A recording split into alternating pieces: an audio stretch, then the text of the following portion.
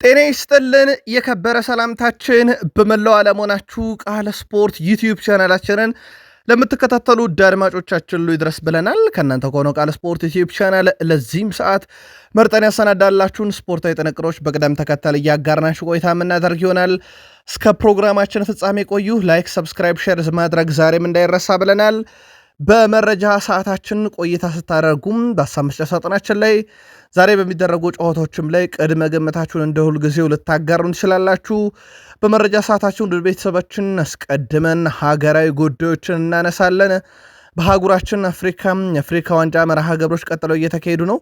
በርካታ መረጃዎችንም በአፍሪካ ዋንጫ ካነሳን በኋላ የሱፐር ባሎንዶርን ጉዳይ በተመለከተ ለየት ያለ ጥንቅር ይዘናል። እናንተም ትወያዩበታላችሁ። በታላላቆቹ የአውሮፓ ክለቦች ከባርሴሎና ጋር የተያዘ ሰፊ ቡድን ዜና ይዘናል። ባርሴሎና ያንቆዩን በሪያል ማድሪድ የመረጃ ሰዓታችን ዝውውርና ሪያል ማድሪድ ቤት የቡድን ዜና ይዘናል። ከዛ በተጨማሪ በአውሮፓ ከዋክብቶችንና ታላላቅ ሊጎችን የተመለከተ ወቅታዊ ጥንቅሮቻችን እንደተጠበቁ ናቸው። ተወዳጁ የእንግሊዝ ፕሪሚየር ሊግ ከዛሬ ምሽት ጀምሮ እስከ እሁድ ይቀጥላል። ፕሪሚየር ሊጉ ላይ ሰፊ መረጃዎችን ይዘናል። በተለይም ከእናንተ ውድ አድማጭ ተመልካቾቻችን የመጣን ጥያቄ ዋቢ በማድረግ በፕሪሚየር ሊጉ በተጫዋችም ደረጃ በክለብም ደረጃ ያልተደፈሩትን እናነሳለን። ከዚህ ውስጥ በጋርዲዮላው ቡድን ማንቸስተር ሲቲ እስካሁን ያልተደፈሩ በርካታ ሪካርዶች አሉ። የቡድን ዜናን በዛው በሲቲ የመረጃ ሰዓታችን ለእናንተ ውድ አድማጮቻችን እናደርሳለን። ቼልሲም ቤት ሁለት በጣም ትልልቅ የሚባሉ እስካሁን ያልተነኩ ሪካርዶች አሉ። በዝውውር መረጃ የቡድኑን ቁልፍ ተጫዋች የተመለከተ ወቅታዊ ጥንቅርና በቼልሲም በኩል አንድ የጠፋን ተጫዋች አንድ መልእክት ለቼልሲያን እናጋራችኋለን። ቼልሲያንም አብራችሁን ቆዩ። በሊቨርፑል በኩልም ካልተነኩ ሪካርዶች አንዱን መርጠን እናነሳለን። ከዛ በዘለለ 2025-26 የውድድር ዓመት ሲጀመር አርኔ ስሎት የያዙት አንድ በጣም አነጋጋሪ ቁጥር አለ። የእሳቸውን መልእክትና የወልቭስን ጨዋታ የተመለከተ ተጨማሪ ጥንቅር ይዘናል። ሊቨርፑልያንም እንደ ሁልጊዜው አብራችሁን ትቆያላችሁ። በአርሰናል በኩል ለየት ያለውን ያልተደፈረ ሪካርድ ጨምሮ የቡድኑን ቁልፍ ተጫዋች ዴክላን ራይስን የብራይተኑን ጨዋታ የተመለከተም ወቅታዊ መረጃ በተለይም ከኦፕታ ያገኘነውን ለአርሰናል ደጋፊዎች ጥንቅቅ አድርገን ይዘነው መተናል። የቡድኑን ቁልፍ ተጫዋች ጋብርኤል ማርቲኔሊ እናነሳለን። ዊሊያም ሳሊባም የሚለን ነገር አለ። ከዛ በዘለለ ግን የአሁኑን የአስቶን ቪላ አሰልጣኝ ኡናይ ኤምሬ አስደናቂ ጉዞ በርካቶች ካዩ በኋላ ወደኋላ መለስ እያሉ ከአርሰናል ጋር እያገናኟቸው ይገኛሉ። የአስቶን ቪላውን ሰው ኡናይ ኤምሬን ከአርሰናል ጋር እያይዘን እናነሳለን። አርሰናላውያንም ቆዩን። በዩናይትድም ያልተነኩ ያልተደፈሩ ሪካርዶችን አስቀድመን በመረጃ ሰዓታችን ካነሳን በኋላ ሩበን አሞሪም በጋዜጣዊ መግለጫ ላይ እንዳይረሳ ቃሌን አስምሩልኝ ብለዋል። በሰበር ለእናንተ ውድ አድማጮቻችን እናደርሰዋለን። ከዛ ውጪ በማንቸስተር ዩናይትድ በኩል በውል ውስጥ የመግዛት አማራጭ ያካተተው የራስመስ ሆይሉንድ የናፖሊ ጉዞን በተመለከተ ተጨማሪ መረጃ ይዘናል። ዛሬ በማንቸስተር ዩናይትድ አንድ በጣም የሚጠበቅ ጥምረት አለ። ግን ሩበን አሞሪም ፈቅደው ያጣምራሉ የሚለው በትልቁ ይጠበቃል። ያለ ብሩኖ አንድ ተብሎ 90 ደቂቃ የሚጀመርበት ጨዋታ ነው። በተለየ መንገድ እናነሰዋለን። የዛሬውን ጨዋታ የዲሃውም ስለ ተጋጣሚያቸው ዩናይትድ ለየት ያለ ሀሳብን ያጋርተዋል። ዛሬ ምሽት 5 ሰዓት ጀምሮ የሚደረገውን የኦልትራፎርዱን ጨዋታ እናነሳለን። የአፍሪካም ዋንጫ እንደዚሁ ቀጥሎ ይካሄዳል። ውድ ቤተሰቦቻችን እስከ ፕሮግራማችን ፍጻሜ ከቆያችሁ ነኝና ሌሎች የተመራረጡ ርዕሰ ጉዳዮችን ይዘናል። ላይክ፣ ሰብስክራይብ፣ ሼር አድርጉን። በሀሳብ መስጫ ሳጥናችን ላይ ጨዋታ ቀድመ ግምታችሁን በፕሮግራማችን ይዘት አሊያም በመደግፏቸው ክለቦች እያጋራችሁን መልካም ቆይታ ተመኘን። የኢትዮጵያ ፕሪሚየር ሊግ አንድ መርሃ ግብር በይደር ቆየን እረፍት ወጥተው ነበር ብያችሁ ነበረ። ትላንት ምሽት ዲሴምበር 25 ሐሙስ ምሽት በቃል ስፖርት ዩቲዩብ ቻናል ባቀረብኩላችሁ ስፖርታዊ ጥንቅር ላይ ጨዋታው በቅዱስ ጊዮርጊስ እና በንግድ ባንክ መካከል ነበር። 1-1 ተጠናቋል። እኛ መረጃውን ስናደርሳችሁ ግን ቅዱስ ጊዮርጊስ 1-0 እየመራ ነበረም። ቅዱስ ጊዮርጊስ በ34ኛው ደቂቃ ላይ ሀብታሙ ጉልላት ግብ አስቆጥሮ መሩ። ከረፍት በኋላ ለኢትዮጵያ ንግድ ባንክ ናትናኤል ዳንኤል 75ኛው ደቂቃ ላይ ግብ አስቆጥሮ ጨዋታው 1-1 ለ1 ተጠናቋል። ቅዱስ ጊዮርጊስ ነጥቡን ከ16 ወደ 17 አሳድጎ በጊዜያዊነት 6ኛ፣ ኢትዮጵያ ንግድ ባንክ ነጥቡን ከ11 ወደ 12 አሳድጎ በጊዜያዊነት 13ኛ ሲገኙ ቀጣይ ሰኞ መቀለ ሰባ እንደርታ ከቅዱስ ጊዮርጊስ፣ ሮብ ኢትዮጵያ ንግድ ባንክ ከኢትዮጵያ መድን በኢትዮጵያ ፕሪሚየር ሊግ 12ኛ ሳምንት መርሃ ግብራቸውን ያከናውናሉ። ትላንትናም ቅዱስ ጊዮርጊስ ከኢትዮጵያ መድን በተጫወቱበት ሜዳ አዳማ ሳይንስና ቴክኖሎጂ ዩኒቨርሲቲ ሐዋሳ ከተማ ሸገር ከተማን 2-1 አሸንፎት ነበረ። ለማስታወስ ያክል አዲስ አበባ ላይም ትላንት 2 ጨዋታዎች ነበሩ። ኢትዮ ኤሌክትሪክ ምድረገነት ሽረን 1-0 ያሸነፈበት፣ ድሬዳዋ ከተማ እንዲሁ ኢትዮጵያ ቡናን 2-1 ያሸነፈበት ጨዋታ ይጠቀስ ነበር። እነኚህ በቃል ስፖርት ዩቲዩብ ቻናል በሐሙስ ምሽት ዲሴምበር 25 ባቀረብላችሁ ጥንቅር የተካተቱ መረጃዎች ናቸው። ዛሬም የኢትዮጵያ ፕሪሚየር ሊግ ቀጥሎ ይካሄዳል። 2 ጨዋታዎች እናያለን። በአዳማ ሳይንስና ቴክኖሎጂ ዩኒቨርሲቲ ስቴዲየም 10 ሰዓት ሲል ኢትዮጵያ መድን ከሲዳማ ቡና ይገናኛሉ። በአዲስ አበባ ስቴዲየም 9 ሰዓት ሲል አዳማ ከተማ ከመቻል ጋር በኢትዮጵያ ፕሪሚየር ሊግ የመጨረሻዎቹ የ11ኛ ሳምንት መርሃ ግብሮች የሚከናወኑ ይሆናል። በሞሮኮ አስተናጋጅነት የአፍሪካ ዋንጫ ውድድሮችም እየተካሄዱ ይገኛሉ። የአፍሪካ ዋንጫ የየምድቡ አንደኛ ዙር መርሃ ግብሮች ተደርገው ከተጠናቀቁ በኋላ ከዛሬ ጀምሮ ደግሞ የየምድቡ ሁለተኛ ዙር መርሃ ግብሮች እንደዚሁ ቀጥለው ይካሄዳሉ። በአንጎላና ዚምባብዌ ጨዋታ ነው ዛሬ ጅማሮን የሚያደርገው። በምሳ ሰዓት ጨዋታ ግብፅ ከደቡብ አፍሪካ ምሽት 12 ሰዓት ላይ፣ ዛምቢያ ከኮሞሮስ ምሽት 2 ሰዓት ከ30፣ ሞሮኮ ከማሊ ምሽት 5 ሰዓት። ዛሬ በአፍሪካ ዋንጫ የሚደረጉ 4 መርሃ ግብሮች ናቸው። በአውሮፓ ዙሪያ 1 መርሃ ግብር እንመለከታለን። ይኸውም ጨዋታ ኦልድ ትራፎርድ ላይ ማንቸስተር ዩናይትድ ከኒካስል ዩናይትድ የሚያደርጉት የተወዳጁ እንግሊዝ ፕሪሚየር ሊግ 18ኛ ሳምንት መርሃ ግብር ይደረጋል። ውድ የቃል ስፖርት ዩቲዩብ ቻናል ቤተሰቦቻችን ይህንን ማንቸስተር ዩናይትድ ከኒካስል ዩናይትድ የሚያደርጉትን የፕሪሚየር ሊግ መርሃ ግብር የተመለከተ ሰፊ ጥንቅር ይዘናል። በፕሪሚየር ሊግና በማንቸስተር ዩናይትድ የመረጃ ሰዓት እናነሰዋለን። አብራችሁን ቆዩ። ህልሜ እንዲሳካ የሚደረገውን ውድቀት መፍራት ነው ብሏል። የሞሮኮ ብሔራዊ ቡድን በተጫዋቾቹ ልምምድ ስፍራ በትልቅ ስክሪን ለቡድኑ እጅግ በጣም አነቃቂ ያሉትን ምስል አስመልክተዋል። በስፍራው በሚገኘው ስክሪን የሰፈረው አነቃቂ መልእክት ህልም እንዳይሳካ የሚያደርገው ብቸኛ ነገር ውድቀትን መፍራት ነው ሲል ይነበባል። አነቃቂ የጽሑፍ መልእክቱ በ5 አይነት ቋንቋዎች ለብሔራዊ ቡድን እይታ ቀርቧል። የአፍሪካ ዋንጫው ቅድመ ግምት ያገኙት የአትላስ አናብስቶቹ ከ49 ዓመት በኋላ የውድድሩ ባለክብር ለመሆን ፍልሚያ እያደረጉ እንደሆነ ይታወቃል። ህልም እንዳይሳካ የሚያደርገው ውድቀትን መፍራት ነው የሚለው አነቃቂ ንግግር አነጋጋሪ ነበር። ከሰሞኑ አንድ የኢትዮጵያ ክለብ በኢትዮጵያ ፕሪሚየር ሊግ ጨዋታ ሊያደርጉ አንድ ግለሰብን እንዲያነቃቃ ተጫዋቹን በመልበሻ ክፍል ተገኝቶ ነበረ። ይህም ሰው ክለቡን ካነቃቃ በኋላ ክለቡ ወደ ሜዳ ገብቶ በኢትዮጵያ ፕሪሚየር ሊግ 2-0 ተሸንፏል። የትኛው ክለብ ተነቃቃ የሚለውን ስለምታውቁት ክለቡንም ስም ያነቃቃውንም ስም ከመግለጽ እንቆጠባለን። የአፍሪካ ዋንጫ ላይ ነው ውድ ቤተሰቦቻችን። ፈረንሳይ ሪያል ማድሪድ ኮከብ ኬሊያን መባፔ ሞሮኮ ይገኛል ብያችኋለሁ። ኬሊያን መባፔ በዛሬው ዕለት የሞሮኮና የማሊን ጨዋታ ለመታደም በማሰብ ነው ከቤተሰቡ ጋር ሞሮኮ የተገኘው። መባፔ በጨዋታው እንዲገኝ ከቅርብ ጓደኛው አሽራፍ ሐኪሚና ከሞሮኮ ግብዣ እንደቀረበለት ተረጋግጧል። በተጨማሪም የፓሪስ ጀርሜኑ የፊት መስመር ተጫዋች ፈረንሳዊ ባሊዮን ዶር ባለቤት ኦስማን ዴምቤሌን በጨዋታው ሊገኝ ይችላል ተብሏል። ኦስማን ዴምቤሌ በዛሬው ዕለት ወደ ሞሮኮ ሊያቀና እንደሚችል የፈረንሳይ መገናኛ ብዙሃን በስፋት እየዘገቡ ይገኛሉ። የባሊዮን ዶር አሸናፊውም በዛው በሞሮኮ ተገኝቶ ጨዋታውን ይመለከታል ተብሎ ይታሰባል። ስለዚህ ቀጣይ ባሊዮን ዶር ያሸንፋል የተባለው ኬሊያን መባፔና የባለፈው አሸናፊ ኦስማን ዴምቤሌን ዛሬ በስቴዲየም ውስጥ ልንመለከታቸው እንችላለን። ወደ ሱፐር ባሊዮን ዶር በዚሁ እንሸጋገር ውድ ቤተሰቦቻችን። ከ36 ዓመት በፊት ልክ በዛሬዋ ቀን አልፌሬዶ ደ ስቴፋኖ የመጀመሪያው ተጫዋች ሆኗል ሱፐር ባሊዮን ዶርን በታሪክ ያሸነፈ። ይህ ለየት ያለ የባሊዮን ዶር ሽልማት እጅግ በጣም ምርጥ በሆኑ በ3 አስርት ዓመታት ውስጥ ለምርጥ ተጫዋቾች ምርጥ ለነበረ ተጫዋች ይሰጣል። ወይም ባለፉት 30 ዓመት ምርጥ ነው ብለው ላሰቡት ተጫዋች የሚሰጡት አይነት ሽልማት ነበረና ከዛሬ 36 ዓመት በፊት አልፌሬዶ ዴ ስቴፋኖ ባለፉት 30 ዓመት ላበረከትከው እግር ኳስ ላይ ለነበረ ተጽዕኖ ተብሎ ይህ ሱፐር ባሊዮን ዶር ተሸልሟል።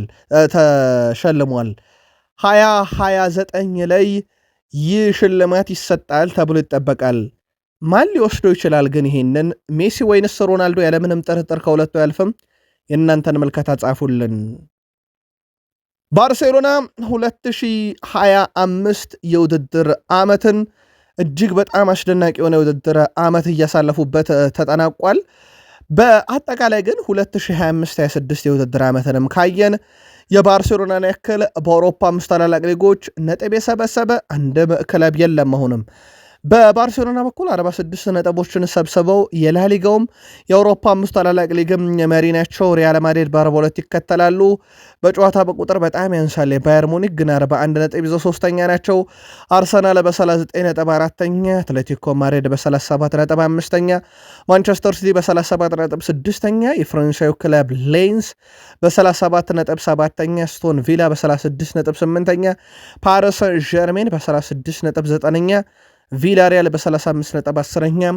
በርካታ ነጥብ እስካሁን የሰበሰቡ የአውሮፓ ክለቦች ናቸው። ግን ባርሴሎናን የሚስተካከል አንድም የአውሮፓ ክለብ የለም። ከቀድሞ የባርሴሎና ተጫዋቾች ጄራርድ ፒኬ 2023 ላይ አንድ ሀሳብ ያጋራል። ይኸውም በሚቀጥሉት 5 ዓመታት ውስጥ ባርሴሎናና ሪያል ማድሪድ በአውሮፓ ለመፎካከር በጣም ይቸገራሉ የሚል ሀሳብ ነበር ያጋራው የቀድሞ የባርሴሎና ሰው። ምክንያቱ ሲናገር ደግሞ የፋይናንሻል ፌር ፕሌይ ህጉ በስፔን በጣም ደካማ ነው በሚል ነው። ሁሉም ሊጎች በራሳቸው መንገድ ይሄን ይቆጣጠራሉ፣ ላሊጋው ግን በጣም የተለጠጠ ነው። ይህም ከሌሎች ሊጎች ጋር እንዳይፎካከር ያደርገዋል የሚል ስጋት ነበረው። ውድ ቤተሰቦቻችን በቅርቡ ፕሪሚየር ሊጉ እንዴት ላሊጋ ላይ ብልጫ እንደወሰደ በ10 ጨዋታ አንዴ ብቻ ነው በላሊጋ የፕሪሚየር ሊግ ክለብ የተሸነፈው። እሱም በባርሴሎና ኒካስል ዩናይትድ ብቻ ነበር። ቀሪዎቹ ግን በፕሪሚየር ሊግ ክለቦች የበላይነት እንደተወሰደባቸው ይታወቃል። ይሄውም አሁንም ላሊጋው ወጪና ገቢውን ሊቆጣጠር ይገባል እያለ ነው ጄራርድ ፒኬ።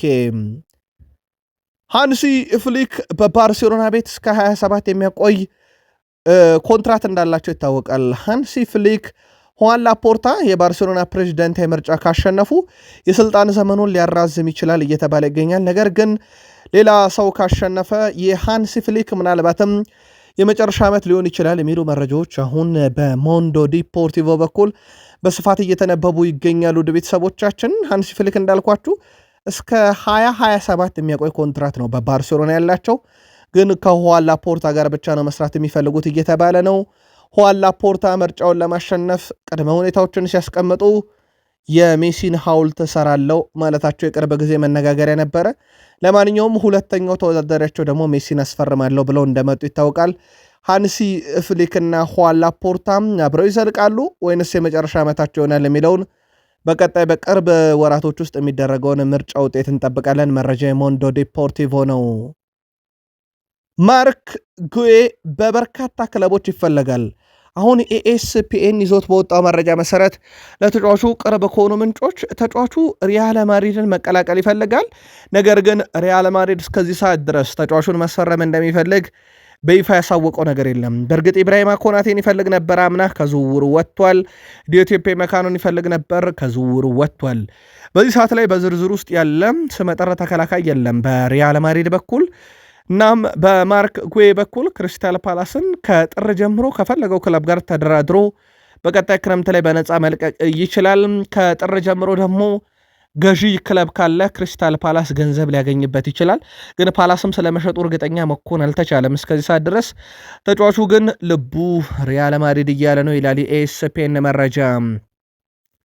ዝውውርን ካነሳን በትራንስፈር ማርኬት በኩል በምድራችን ላይ በጣም ትልቅ ዋጋ ሊያወጡ የሚችሉ ግን በነፃ የተዘዋወሩ ተጫዋቾች ቁጥር አንዱ ኬሊያን እምባፔ ነው ይላል።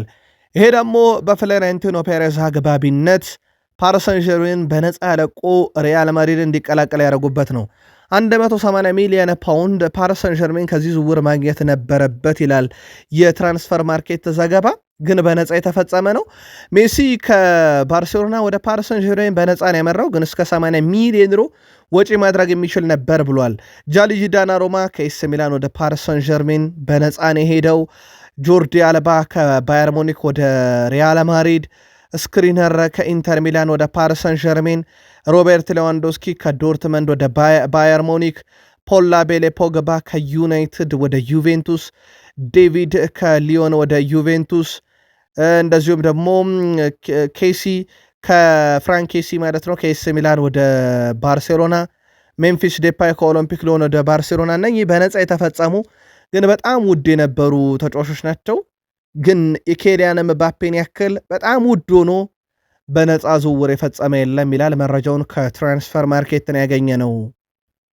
ሪያል ማድሪድ በዘንድሮው የውድድር ዘመን ከሳንቲያጎ ቤርናቢዮ ስቴዲየም ከፍተኛ ገቢ እንደሚጠብቅ ተገልጿል።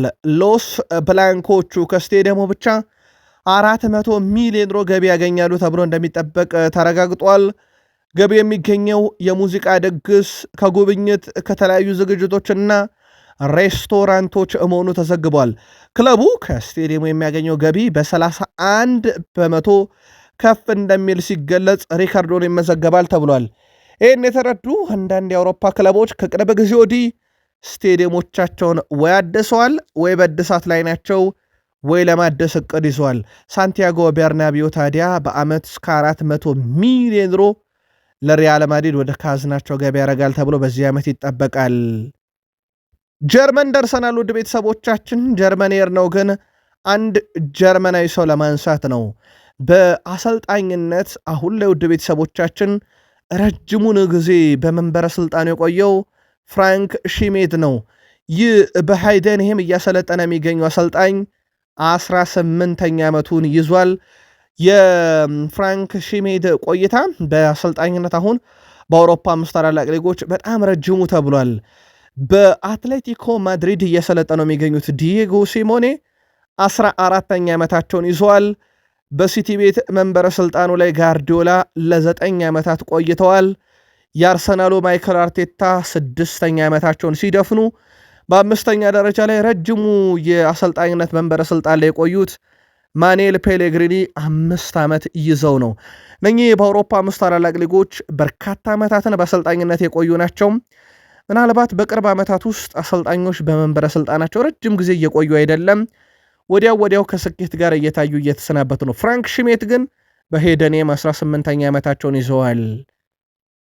የኔ ከባዱ ተጋጣሚ ሜሲም ሮናልዶም አልነበሩም እያለ ነው አሌሳንድሮ ፍሎሬንዜ። የቀድሞ ጣሊያናዊ ተጫዋች አሌሳንድሮ ፍሎሬንዜ ክርስቲያኖ ሮናልዶ እና ሊዮኔል ሜሲ ለእሱ አስቸጋሪ እንዳልነበሩ ተናግሯል። ከሜሲና ከሮናልዶ ጋር ተጫውቻለሁ፣ ለእነሱ አክብሮት አለኝ፣ ነገር ግን ሁለቱም ለእኔ ከባድ ተጋጣሚ አልነበሩም ሲል ተደምጧል። እኔን በብዙ የፈተነኝ በብዙ ያሰቃየኝ ተጫዋች ይሄ ኢቫን ፔሪሲች የተባለ ተጫዋች ነው ይላል። የአሌክሳንድሮ ፍሎሬንዚ ሐሳብ ሲቀጥል እሱ በግራም ሆነ በቀኙ ምንም ለውጥ የለውም፣ መሮጡን አያቆምም፣ በጣም ከባድ ተጋጣሚ ነበር ብሏል። እናም ይህንን ክሮሻዊ ተጫዋች አወድሶታል። የቀድሞ ጣሊያናዊ ተጫዋች ሜሲም ሮናልዶ ሜሱን ያክል አልፈተኑኝም ብሏል። በዘንድሮ የውድድር ዓመት ውድ ቤተሰቦቻችን በየሊጎቹ በርካታ አሲስት ያበረከቱ ግን ደግሞ 2025 ሊጠናቀቅ ቀናቶች ሲቀሩት በርካታ አሲስት በመያዝ ኦሊሴን የሚስተካከለው የለም። ፈረንሳዊ የባየር ሙኒክ ተጫዋች ኦሊሴ በ66 ጨዋታ 30 አሲስት አለው። ያው ቀዳሚውን እንደሚያጠናቅቅ ተረጋግጧል። ሜሲ በ54 ጨዋታ 29 አሲስቶችን ይዞ ሁለተኛ ነው በ2025። ላሚን ያማል ከባርሴሎና 27 አሲስቶችን ይዞ ሶስተኛ ሆኖ ያጠናቅቃል። ሪያድ ማሬዝ በነገራችን ላይ በሳውዲ ቢገኝም በዘንድሮ የውድድር ዓመት ያው በአፍሪካ ዋንጫ እየተሳተፈ ነው። 25 አሲስት አለው። ምናልባት ሊሰብረው የሚችለው የኦሊሴን በ5 አሲስት እሱ ነው። ግን በቀጣይ ጨዋታ ላይ ያደርገዋለሁ የሚለው ይጠበቃል። የቀሩት ቀናቶች ወደ 4 የሚጠጉ ናቸው። በአፍሪካ ዋንጫ ይገኛል። ሻኪሪ 24 አሲስት፣ አልዳውስሪ 24፣ ቬጋ 23፣ ባርኮላ 23፣ ቸርኪ 22፣ ቶዚልስ የግሪክ ተጫዋች ነው 22 አለው። ኦሊሴ ግን 2025ን በ30 አሲስት ቀዳሚ ሆኖ ሊያጠናቅቅ 4 ያህል ቀናቶች ብቻ ቀርቶታል። ውድ የቃል ስፖርት ዩቲዩብ ቻናል ቤተሰቦቻችን ከእናንተ ከሆነው ቃል ስፖርት ዩቲዩብ ቻናል ለዚህ ሰዓት መርጠን ያሰናዳላችሁን አጫጭር ስፖርታዊ መረጃዎች በቅደም ተከተል እያጋርናችሁ እንገኛለን። ከተወዳጁ የእንግሊዝ ፕሪሚየር ሊግ ታላላቅ ክለቦች ብቻ ወዳገኘናቸው የዕለቱ ጥንቅሮቻችን እንሻገር። ከፕሪሚየር ሊግ የመረጃ ሰዓታችን ጋር ቆይታ ካረጋችሁ ላይክ ማድረግ እንዳይረሳ። ዛሬ ሁላችሁም ላይክ አድርጉን። እንዲሁም ሀሳብ አስተያየታችሁን ስታጋሩን ዛሬ በሚደረጉ ጨዋታም ላይ ቅድመ ገምታችሁን እየላካችሁልን መልካም ቆይታ ተመኘን። ተወዳጁ የእንግሊዝ ፕሪሚየር ሊግ ዛሬ ምሽት 5 ሰዓት ኦልድ ትራፎርድ ላይ ማንቸስተር ዩናይትድን ከኒውካስል ዩናይትድ በማገናኘት ይጀምራል። በፕሪሚየር ሊግ ቅዳሜም ይቀጥላሉ። ተወዳጁ የእንግሊዝ ፕሪሚየር ሊግ ቅዳሜ በምሳ ሰዓት ሲቲ ግራውንድ ላይ ኖቲንግሃም ፎረስት ማንቸስተር ሲቲን ያስተናግዳል። 9 ሰዓት ከ30 ቅዳሜ ይጀምራል። ቅዳሜ ምሽት 12 ሰዓት ሲል ኤምሬትስ ላይ አርሰናል ከብራይተን፣ እንዲሁም ጌት ኮሚኒቲ ስቴዲየም ብሬንትፎርድ ከበርንማውዝ፣ ተርፍ ሙር ላይ ባርንሌ ኤቨርተንን ያስተናግዳል። ሊቨርፑል አንፊልድ ሮድ ስቴዲየም ላይ ወልቭስን ሲያስተናግድ፣ ቅዳሜ 12 ሰዓት ዌስትሃም ዩናይትድ ለንደን ስቴዲየም ፉላምን ያስተናግዳል። ለዚሁም የምሽቱ የቅዳሜ መጨረሻ ጨዋታ ቼልሲ በስታንፎርድ ብሪጅ ምሽቱ 2 ሰዓት ከ30 አስቶን ቪላን የሚያስተናግድ ይሆናል። ተወዳጁ የእንግሊዝ ፕሪሚየር ሊግ እሁድ ይቀጥላል። እሁድ 11 ሰዓት ሲል ሰንደርላንድ ከሊድስ ዩናይትድ ይጫወታሉ። በስቴዲየም ኦፍ ላይት የሚደረግ ጨዋታ ነው። የሳምንቱ የመጨረሻ ጨዋታ ክሪስታል ፓላስ ሴልኸርስት ፓርክ ስቴዲየም ምሽት 1 ሰዓት ከ30 ቶትናም ሆትስፐርስን የሚያስተናግድ ይሆናል። የፌስቲቭ ፔሪድ ጨዋታዎች ሲቀጥሉ አንድ ባንድ ጨዋታዎቹና ክለቦቹን የተመለከተ ጥንቅር በቃል ስፖርት ዩቲዩብ ቻናል ትከታተላላችሁ። ከአድማጭ ተመልካቾቻችን ከመጡ ጥያቄዎች ውስጥ በፕሪሚየር ሊግ የተያዙ አንዳንድ ሪካርዶች በክለብ ደረጃ ብንጠየቅም እኛ ግን እንዳጠቃላይ በፕሪሚየር ሊግ ይዘን መተናል። በፕሪሚየር ሊጉ ከሌጀንዱን ጀምር አለን ሺረር 260 የፕሪሚየር ሊግ ግቦችን የያዘ እስከዚህ ሰዓት ድረስ በአንድም የፕሪሚየር ሊግ ተጫዋች ያልተደፈረ ሪካርዱ ሆኖ ተመዝግቦ ይገኛል። ይህን ሪካርድ ለመስበር በርካቶች ሞክረው አልተሳካም። በዘንድሮም የውድድር ዓመት እንጠብቃለን፣ ግን 260 ይዞ እሱ ነው። ምናልባት ሌላ በፕሪሚየር ሊጉ ልናነሳው የምንችለው እስከዚህ ሰዓት ድረስ ያልተሰበረ የሳዲዮ ማኔ ሪካርድ አለ። ሳዲዮ ማኔ በሳውዝሃምፕተን ሳለ 2 ደቂቃ ከ56 ሰከንድ ውስጥ ሃትሪክ ሰርቶ ሪካርዱ በእጁ ይገኛል። እስከዚህ ሰዓት ድረስ ይሄን ሪካርድ የደፈረ አንድም የፕሪሚየር ሊግ ተጫዋች የለም። ሲቲ ቤት ደረስን። ውድ ቤተሰቦቻችን ሲቲ እንደ ቡድን 4 ተከታታይ ፕሪሚየር ሊግ ዋንጫን በማንሳት ያልተደፈረ ሪካርድ አለው። በነገራችን ላይ ውድ ቤተሰቦቻችን ዩናይትድ 3 ተከታታይ ዓመት በማንሳት የመጀመሪያው ክለብ ነበረ። ሲቲ ደግሞ 4 ተከታታይ ዓመት በማንሳት የመጀመሪያውም ክለብ፣ አሁንም ሪካርዱ በእጁ ያለ ነው። በግለሰብ ደረጃ ሃላንድ ነው ሪካርዱን የያዘው ከሲቲ ተጫዋቾች። ኤርሊንግ ብሩት ሃላንድ 3 ሃትሪኮችን በ8 ጨዋታዎች ሰርቷል።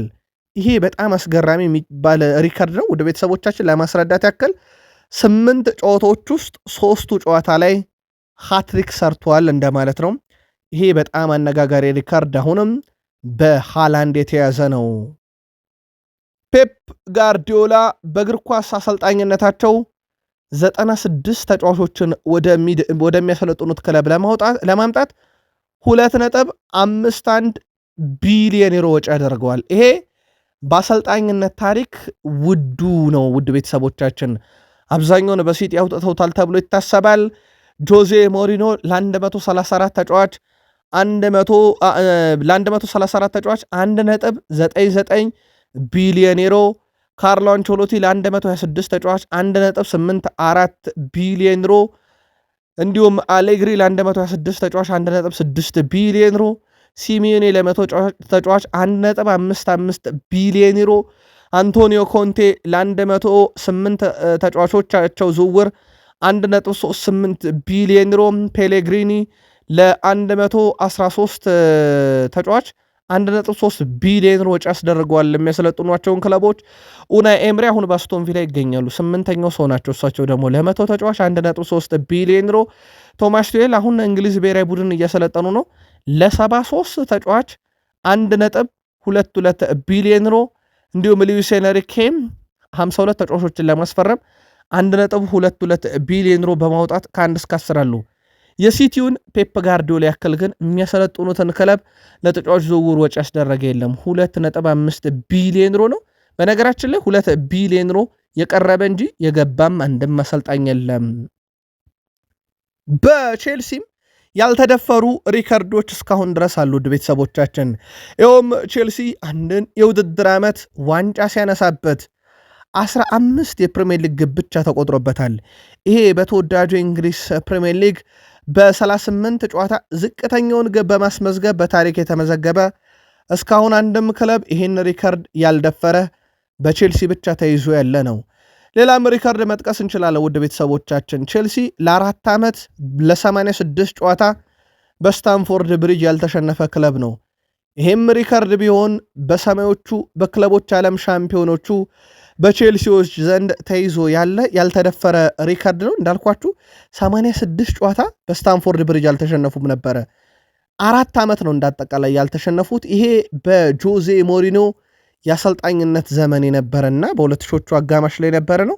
በጣም አስደናቂው ሪከርድ አለም። ከእናንተ ውድ አድማጮቻችን በመጣ ጥያቄ መሰረት በየክለቦቹ የተያዙ ሪከርዶችን ስናጋራ የቼልሲ ነገር ናችሁ። አክሰል ዲሳሲ ለባርሴሎና ቀርቧል ብያችሁ ነበረ። ከሰሞኑ ፋብሪዞ ሮማኖ ማረጋገጫ ሰጥቶታል። ዝውውሩ በተመለከተ እስካሁን በባርሴሎና በኩል ውሳኔ አልተሰጠም። በነገራችን ላይ ውድ ቤተሰቦቻችን አክሰል ዲሳሲ በቼልሲ በጣም ከፍተኛ ደሞዝ ያገኛል። ከቡድን ስብስብ ውጪ በማሬስካ ቢደረግም ሮማ፣ ሊዮን፣ አዲሱ አዳጊ የፈረንሳዊ ክለብ ፓሪስ የተጫዋቹ ፈላጊ ናቸው። ሃንሲ ፍሊክ ከሰሞኑ ባርሴሎና የመሃል ተከላካይ እንዲያመጣላቸው ፍላጎት እንደነበራቸው ነግሬያችኋለሁ። ቼልሲ አቅርበውታል። እስካሁን ውሳኔ አልተሰጠም። ግን የተጫዋቹ ከፍተኛ ደሞዝ ለፈላጊዎቹ ስጋት ነው እየተባለ ይገኛል። ሪስ ጄምስ 3-0 በሆነ ውጤት ፓሪስ ሰን ዠርሜንን ድል አድርጎ በክለቦች ዓለም ዋንጫ ድል ባደረገው ቡድን ውስጥ በጣም ወሳኝ ነበረ። ነገር ግን ያንን ጨዋታ በብዙ ወድሶ አሁን ግን ከፊታችን እንደሱ አይነት ስኬት የሚያስፈልጋቸው ጨዋታዎች ይጠብቁናል ብሏል። ወደኋላ ተመልሰን ውጤቶችን ማየት የለብንም፣ ያ ታሪክ ሆኖ አልፏል የሚለው የቡድኑ አምበል ሪስ ጄምስ አሁን ወደፊት ማተኮር ይጠበቅብናል፣ ከፊታችን ብዙ ነገር እየጠበቀን ይገኛል፣ ከፊታችንም ያልተነኩ ታሪኮች እና ታሪክ ልንሰራባቸው የሚገቡ ነገሮች አሉ፣ በጣም ጠንካራ መሆን አለብን በእያንዳንዱ ጨዋታ ላይ ብሏል። እሱም ይህንን በግልም ደረጃ አረጋግጦታል። በርካታም እንግዲህ ጊዜያቶች አሉን ብሏል የዘንድሮን የውድድር ዓመት ለመወሰን የሚጠቅሙ። ስለዚህ በእነኚህ ጨዋታዎች ላይ ትኩረት ማድረግ አለብን። ያለፈው ስኬታችን ግን ታሪክ ነው ብሎ የክለቦች ዓለም ዋንጫንም አንስቷል። የቼልሲ ደጋፊዎች በተደጋጋሚ ጥያቄ እያቀረቡልን ነው ማይካሎ ሙድሪክን በተመለከተ። በነገራችን ላይ ትላንትና በማህበራዊ ትስስር ገጹ ላይ ማይካሎ ሙድሪክ እንኳን ለገና በዓል አደረሳችሁ ብሎ እንደ ሌሎቹ የገና በዓል እንዳከበሩ ተጫዋቾች ከቤተሰቦቹ ጋር ከገና ዛፍ ጋር ሆኖ ምስልን አልለቀቀም። ይልቁንስ ስታንፎርድ ብሪጅ ደጋፊዎቹ ጋር አያይዞ በጽሁፍ ደረጃ ብቻ እና አንድ የልብ ቅርጽን በሰማያዊ መልእክት አስቀምጦ ብቻ ነው ያለፈው። ያው በእገዳ ላይ እንዳለ ይታወቃል። በነገራችን ላይ በፈረንጆች አዲስ ዓመት አጋማሽ ድረስ ውሳኔ ተሰጥቶ ወደ ስትራስቡርግ ያመራል የሚል መረጃ ብቻ ነው ለመጨረሻ ጊዜ አብዴት የተደረገው። እሱንም በቃል ስፖርት ዩቲዩብ ቻናል ለቼልሲ ደጋፊዎች አድርሰናችሁ እንደነበር ይታወቃል። በየክለቦቹ ያልተደፈሩ ሪካርዶችን እያጋራናችሁ እንደሆነ ይታወቃል። ወደ ቤተሰቦቻችን በሊቨርፑል ስንሄድ በርካታ የአውሮፓ መድረክ ዋንጫዎች ያሉት ክለብ ነው። ይሄ አሁንም በሊቨርፑል እጅ ያለ የአውሮፓ ሻምፒዮንስ ሊግ ሲደመር ኤሮፕ ሊግን ቢሆን ከቶትናም በመጋራት ደረጃ እንጂ አይበለጥም። በሊቨርፑል በኩል 20 ፕሪሚየር ሊግ ዋንጫዎችን አንስቶ ከዩናይትድ ጋር የተጋራው ሪከርዱም አለ። በግለሰብ ደረጃ ግን በሊቨርፑል መለያ እንደ ዳርዊን ኑኔዝ በአንድ ጨዋታ በርካታ ኳስ ብረት የመለሰበት በፕሪሚየር ሊግ አንድም ተጫዋች አናገኝም። ሪከርዱ አሁንም በሊቨርፑል ሳለ ዳርዊን ኑኔዝ ይዞታል። ዳርዊን ኑኔዝ በአንድ ጨዋታ 4 ጊዜ ብረት መልሶበታል። ለዳርዊን ኑኔዝ ግብ ጠባቂውና ተከላካይ ብቻ አይደለም የግቡ ቋሚና ግዳሚን ፈተና ነበር ብዬ በአንድ ጨዋታ ላይ ይሄንንም ዜና እንደሰራውላችሁ አስታውሳለሁ። 4 ጊዜ ብረት መልሶበት በፕሪሚየር ሊግ ታሪክ ሪካርዶን አሁንም የተያዘ ነው። 2025-26 የውድድር ዓመት በፕሪሚየር ሊግ በአርሰናል መሪነት እንደቀጠለ ሲሆን በፕሪሚየር ሊጉ ግን ለ7 ተጫዋች ዝውውር የሊቨርፑልን ያክል ወጪ ያወጣ አንድም የፕሪሚየር ሊግ ክለብ የለም። ምናልባት 2025-26 የውድድር ዓመት እየተካሄደ ጥር ላይ ይሄንን ሪካርድ የሚሰብር ክለብ እስካለመጣ ድረስ ሊቨርፑል ለሰባት ተጫዋች 483 ሚሊዮን ዩሮ በማውጣት ወይም ግማሽ ቢሊዮን ዩሮ አካባቢ ሊደርስ ነው። ወደ ቤተሰቦቻችን ቀዳሚው ክለብ ነው። በነገራችን ላይ ቼልሲ ለ10 ተጫዋች 339 ሚሊዮን ዩሮ በ2025/26 በማውጣት ከአርኔ ስሎቱ ሊቨርፑል ቀጥሎ የማሬስካው ቼልሲ ሁለተኛ ነው። አርሰናል በማይክል አርቴታ ሶስተኛ፣ ኒካስል አራተኛ፣ ዩናይትድ አምስተኛ፣ ኖቲንጋም ፎረስት ስድስተኛ፣ ቶትናም ሰባተኛ፣ ሲቲ ስምንተኛ፣ ሊቨርፑልን በአውሮፓ ዙሪያ ዘጠነኛ ነው። ከዛ ሰንደርላንድ 10ኛ ክለብ ነው። በነገራችን ላይ በርካታ ገንዘብ ክለቦቻቸውን ያስወጡ። በነገራችን ላይ በርካታ ተጫዋች ያስፈረመው ከነኛ 10 ውድ ገንዘብ ካስወጡ ክለቦች ውስጥ ባየርን ሊቨርፑልን ነው። 9ኛ ነው በውጪ ደረጃ ግን 16 ተጫዋች ያስፈርሟል። ከሊቨርፑል እኩል 7 ተጫዋች ያስፈረመው ኒካስል 4ኛ፣ ሲቲ 7ኛ ውድ ገንዘብ ያወጡ ክለቦች ናቸው። የአርኔ ስሎቱን ሊቨርፑል ያክል ግን በርካታ ገንዘብ ክለቡን ያስወጣ በዚህ ዓመት የለም።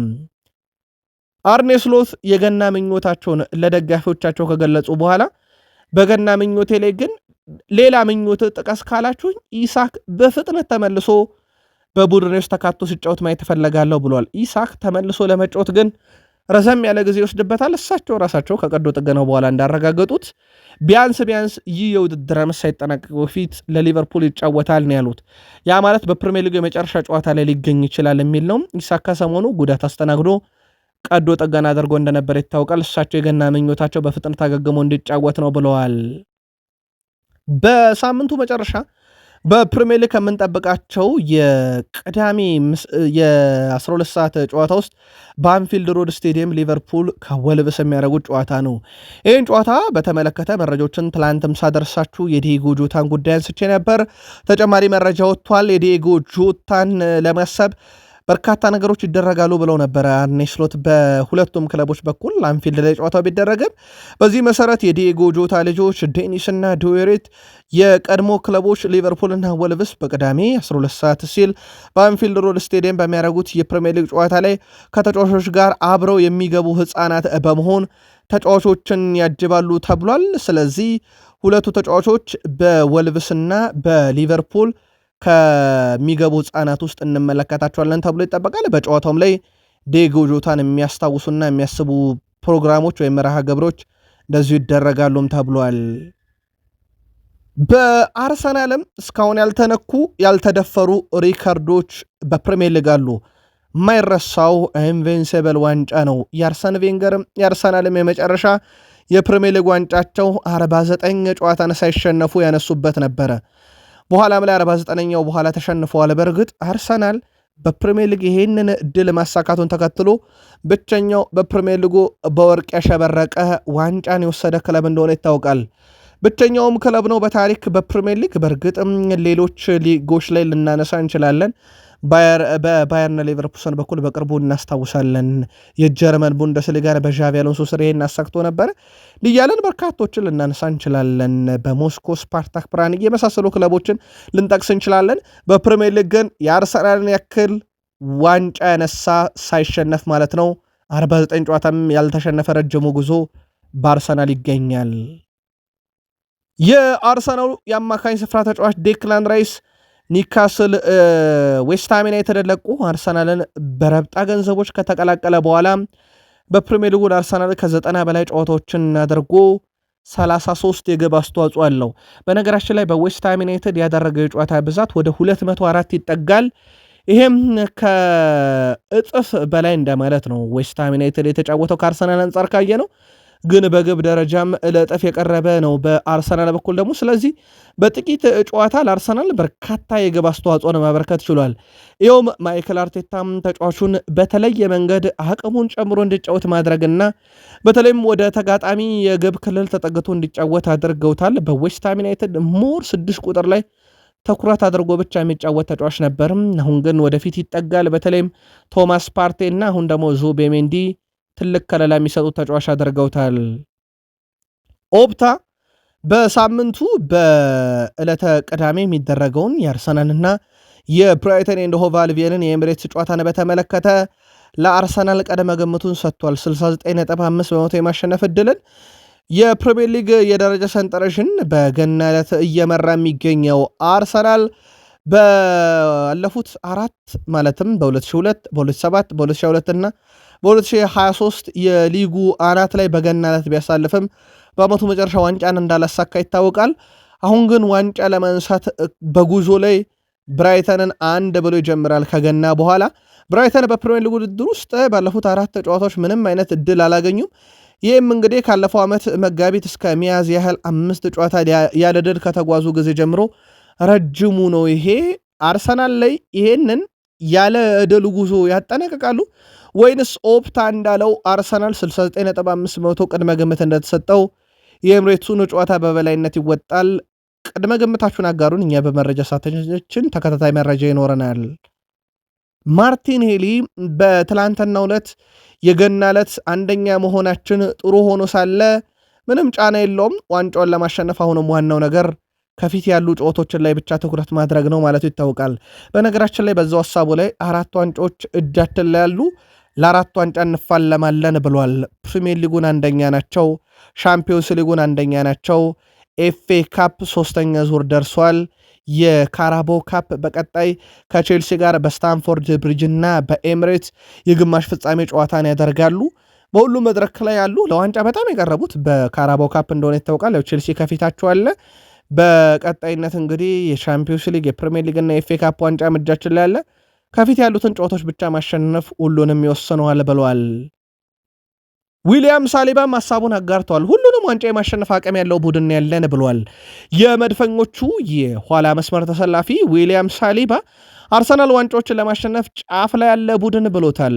ቡድኑ በጥሩ ቁመና ላይ መሆኑን ያነሳው ሳሊባ በሁሉም ውድድሮች ላይ እየተፎካከርን ነው፣ በዚሁ መቀጠል አለብን ብሏል። አክሎም ሁሉንም የምንሳተፍባቸው ውድድሮች የማሸነፍ አቅሙ እንዳለን እናውቃለን ሲል ተደምጧል። ካለፈው ዓመትም መማር ይገባል ብሏል። ይህንን ሜዳ ላይ ማሳየትና ዋንጫዎችን ማሸነፍ መጀመር አለብንም ሲል ተደምጧል። ትኩረት ማድረግ፣ በራሳችን መተማመን፣ ተግተን መስራት ይኖርብናል። ምክንያቱም በጣም አስፈላጊው ነገር በመጨረሻ ዋንጫውን ማሸነፍ ስለሆነ ያለው ዊሊያም ሳሊባ ሁሉንም ዋንጫዎች የማሸነፍ አቅም አለው እያለ ይገኛል። ቡድኑን በማይክል አርቴታ የሚመራውን ቡድን እምነት እንዳለው ዊሊያም ሳሊባ ሀሳቡን አጋርቷል። ከዚህ ጋር በተያያዘ የወቅቱን የአስቶን ቪላውን አሰልጣኝ ኡናይ ኤምሬን እናንሳ። አስደናቂ ጉዞ ላይ ይገኛሉ። ቡድናቸው ከቼልሲ ጋር የሚያደርገው ጨዋታ ካሁኑ በጉጉት እየተጠበቀ ነው። የኡናይ ኤምሬ ቀድሞ ረዳት ሁዋን ካርሎስ ስለሳቸው ግን ይናገራሉ። እውነት ለመናገር አርሰናል ኤምሬን ታግሶ ቢሆን ኑሮ አሁን ላይ በርካታ ዋንጫ ይኖሩት ነበር እያሉ ነው። የቀድሞ የእሳቸው ረዳት ሁዋን ካርሎስ ካርሴዶ 2018 ላይ ወደ አርሰናል ስንመጣ አርሰን ቬንገር ከሄዱ በኋላ አስቸጋሪ ጊዜ ነበር። ደጋፊዎች ያንን ጊዜም አስከፊ እንደሆነ ያውቁት ነበር ብሏል። ምናልባት ኡናይ ኤምሬ ለመደገፍ ትንሽ ትዕግስት ቢኖራቸው ተጨማሪ ጊዜና ተጨማሪ የማሰልጠኛ ጊዜ ቢሰጣቸው ኖሮ ባሰልጣኙ በአስቶን ቪላ እንዳደረጉት አሁንም በአርሰናል ያደረጉት ነበረ። እናም በርካታ ዋንጫ አርሰናል ሊኖረው ነበር ብለዋል። በ2019 የዩሮፕ ሊግ ፍጻሜ ላይ ተጫውተናል እና ለማሸነፍ ምንም የቀረ ነገር አልነበረም እና በትንሹም ቢሆን ወደ ዋንጫ ሊያመራ የሚችል ነገር እንደነበረ ፍንጭ ሰጥቶ ነበር የኡናይ ኤምሬ ቡድን። ግን ደጋፊው አሁን ማይከል አርቴታ እንደታገሰው ኡናይ ኤምሬን ያን ያለመታገሱ አርሰናል ብዙ ዋንጫ እንዳያነሳ አድርጓል እያሉ ነው ሁዋን ካርሎስ ካርሴዶ። ከሰሞኑ ኡናይ ኤምሬ ቡድናቸው አርሰናልን 2-1 ካሸነፈበት ጨዋታ በፊት በነበረ ጋዜጣዊ መግለጫ አርሰናል አልታገሰኝም ማለታቸውም ይታወቃል። ዩናይትድ ደረስን። ውድ ቤተሰቦቻችን በማንቸስተር ዩናይትድም እንደዚሁ በፕሪሚየር ሊጉ ያልተደፈሩ በርካታ ሬከርዶች በግለሰብም በቡድን ደረጃም የተያዙ አሉ። ለአብነት ያክል ኤድዊን ቫንደርሳን የዩናይትድ ግብ ጠባቂ ሆኖ ለ1113 ደቂቃዎችን መረቡን ያላስደፈረ በፕሪሚየር ሊግ ሪካርድ ሆኖ ያለ እስካሁንም ያልተነካ ሪካርዱ ነው። ይህ ሪካርድ በቀድሞ ተጫዋች ኤድዊን ቫንደርሳን ተይዟል። ከማንቸስተር ዩናይትድ ሪካርዶች ውስጥ ይጠቀሳል። ዩናይትድ እንደ ቡድን 20 ፕሪሚየር ሊግ ዋንጫዎችን ለመጀመሪያ ጊዜ በማንሳትም ቀዳሚው ክለብ ነው። በእርግጥ አሁን ላይ ሊቨርፑል ተስተካክሎታል። 20 ከሊቨርፑል እኩል አለው ማለት ነው። ዩናይትድ በፕሪሚየር ሊግ የመጀመሪያው ክለብ ነው 3 ተከታታይ ፕሪሚየር ሊግ ዋንጫን በማንሳት አሁን በሲቲ ተነጥቋል። ግን አንድ ሪከርድ በቀድሞ የዩናይትድ ሰው ተይዟል። እኚሁም ሰር አሌክሳንደር ቻክማን ፈርጉሰን ናቸው። 13 የፕሪሚየር ሊግ ዋንጫዎችን ያነሱ የመጀመሪያውም ብቸኛው አሰልጣኝ ሆነው ቀጥለዋል። 13 የፕሪሚየር ሊግ ዋንጫ አንስተዋል። የዩናይትድንም የዋንጫ ብዛት 20 ሲደርስ የሳቸው እነኛ 13 የፕሪሚየር ሊግ ዋንጫ በጣም ወሳኝነት ነበራቸው። ከሳቸው አሰልጣኝነት መንበረ ስልጣን ስንበትም በኋላ ማንቸስተር ዩናይትድ በፕሪሚየር ሊግ ዋንጫን አሳክቶ እንደማያውቅ ይታወቃል።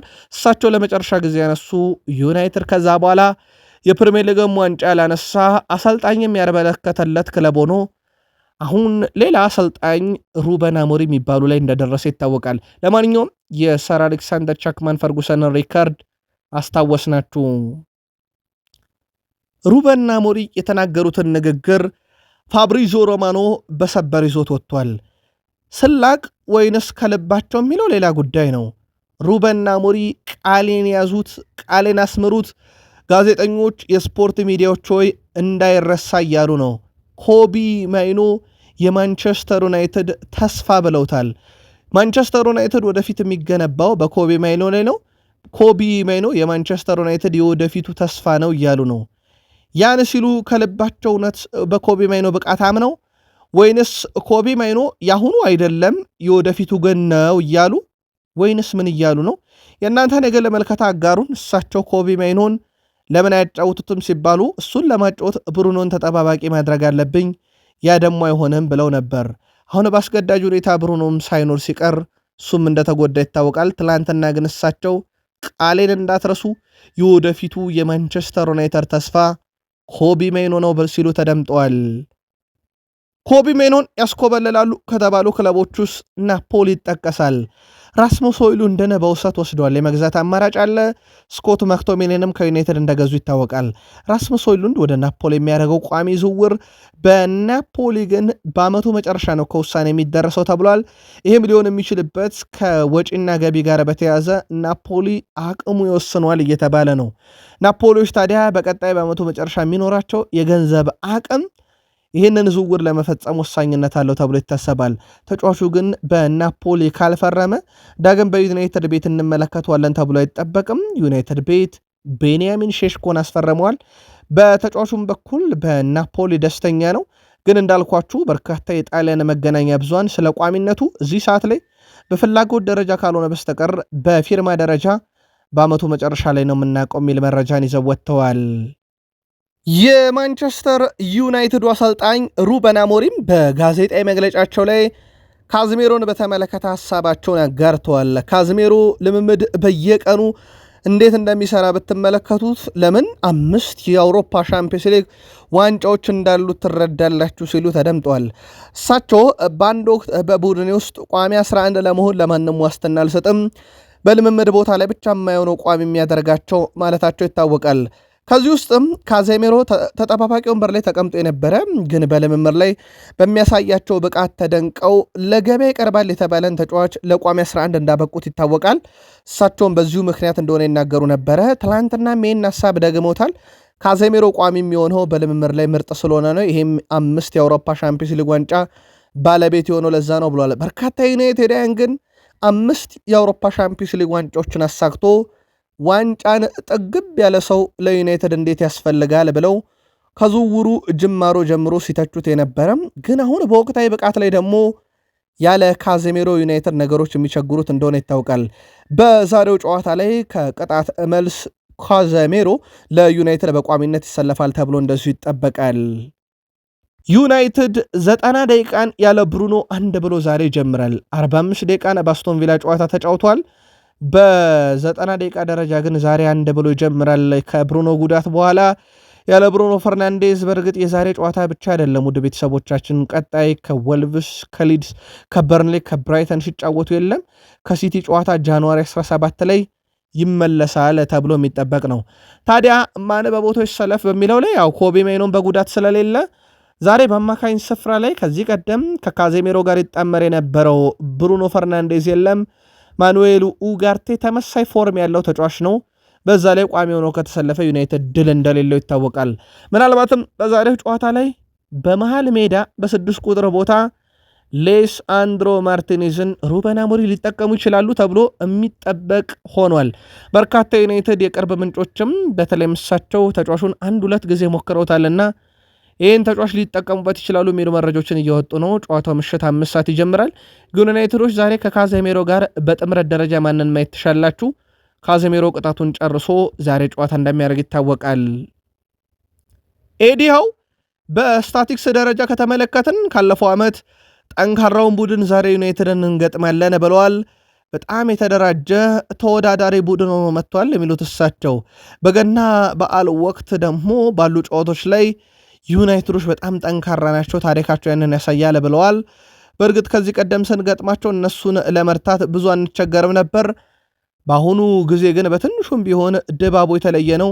ዩናይትድ ከዚህ በፊት ከገጠም ነው ለየት ያለ ነው ብለዋል። ለገለልተኛ ደጋፊዎች በጣም ምርጥ ጨዋታ እንደሚሆን እርግጠኛ ነኝ እያሉ ነው እሳቸው ኤዲ ሃው። ለዛሬ ምሽቱ ጨዋታ ግን ቡድኔም በጣም ዝግጁ ነው ሲሉ ተደምጠዋል። ዩናይትድ ከኒካስል ዩናይትድ ዛሬ ምሽት 5 ሰዓት ኦልድ ትራፎርድ ላይ ጨዋታ ይደረጋል። ዩናይትድ በዚህ ውድድር ዓመት ካደረጋቸው 18 መርሃ ግብር 7 ድል 6 አቻ 5 ሽንፈት 16 እንዳጠቃላይ ዩናይትድ በዚህ ዓመት ያደረጋቸው ጨዋታ ብዛት 18 ነው። ኒካስል ዩናይትድ ወደ ቤተሰቦቻችን 28 ጨዋታ እናደርገዋል። የአውሮፓ መድረክ ጨዋታ አለባቸው። 12 ድል 6 አቻ 8 ሽንፈት ገጥሟቸዋል። ዩናይትድ በመጨረሻ 5 መርሃ ግብር 2 ድል 2 አቻ 1 ሽንፈት። በኒካስል ዩናይትድ በኩል በተመሳሳይ 2 ድል 2 አቻ 1 ሽንፈት ተመሳሳይ ሳምንታትን አሳልፈዋል። ዩናይትድ 92 ጊዜ ኒካስልን ሲረታ ኒካስል 48 ጊዜ ረቷል። 41 ጊዜያቸው ወጥተዋል። የመጨረሻ 4 ግንኙነታቸውን ነጥለን ከተመለከትን ኒካስል ዩናይትድን 3 ሲረታ ዩናይትድ 1 ጊዜ ብቻ ነው የረታው። ዛሬ ምሽት የሚደረገው ጨዋታ በትልቁ ይጠበቃል። ዩናይትድ ዛሬም ደረጃውን ሊያሻሽል የሚችልበት እድል አለ። ከ7ኝነት ይጠቀማለው እድሉን።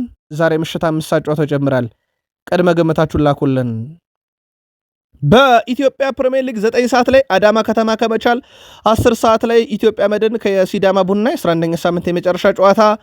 በአፍሪካ ዋንጫ 9 ሰዓት ከ30 ላይ የምድብ ሁለተኛ ጨዋታዎች ይደረጋሉ። አንጎላ ከዚምባብዌ፣ ግብፅ ከደቡብ አፍሪካ፣ ዛምቢያ ከኮሞሮስ፣ ሞሮኮ ከማሊ ይጫወታሉ።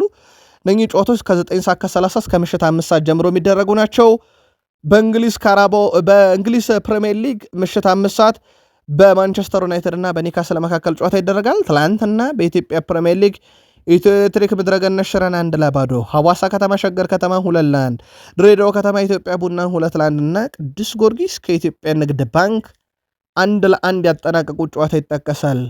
ቃል ስፖርት ዩቲዩብ ቻናል ዕለተ አርብ ማለዳ ያሰናዳላችሁ ጥንቅር ይሄን ይመስላል። ከጥቂት ደቂቃዎች በኋላ የአሰልጣኞችን ተጨማሪ ጋዜጣዊ መግለጫ የቅዳሜና እሁድ ጨዋታን ጨምሮ ለእናንተ ውድ አድማጮቻችን ይዘን እንምጣ። ያሁንና በቃን። ሰናይ ቀን